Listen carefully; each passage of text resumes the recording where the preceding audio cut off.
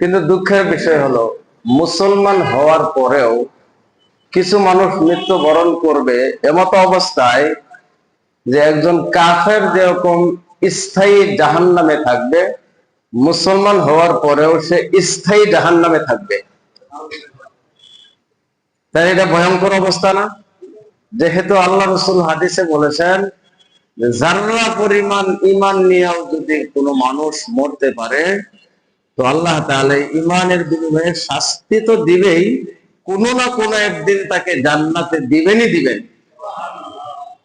কিন্তু কয়েক প্রকার মানুষ আছে মুসলমান হওয়ার পরেও এমত অবস্থায় মৃত্যুবরণ করবে যে কোনো দিন সে জাহান্নাম থেকে বের হতে পারবে না।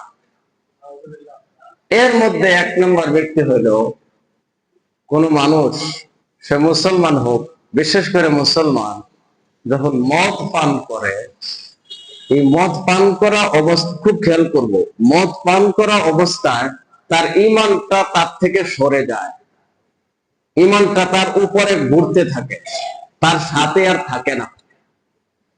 এই অবস্থায় যদি তার মরণ হয়ে যায় তাহলে লোকটা ঈমান হারা হয়ে মরবে।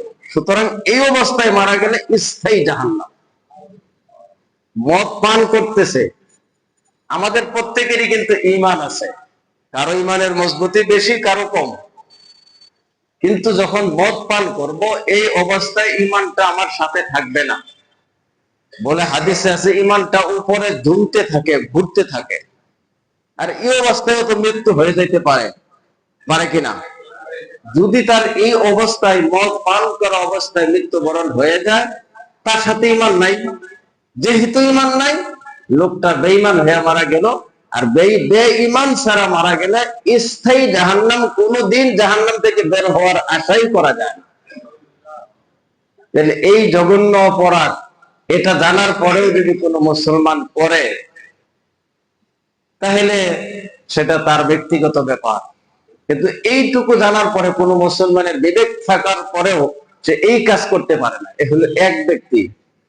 আরেক ব্যক্তি হলো যে চুরি করে, চুরি করা অবস্থায় তার ঈমানটা তার সাথে থাকে না, উপরে ঘুরতে থাকে, ঝুলতে থাকে।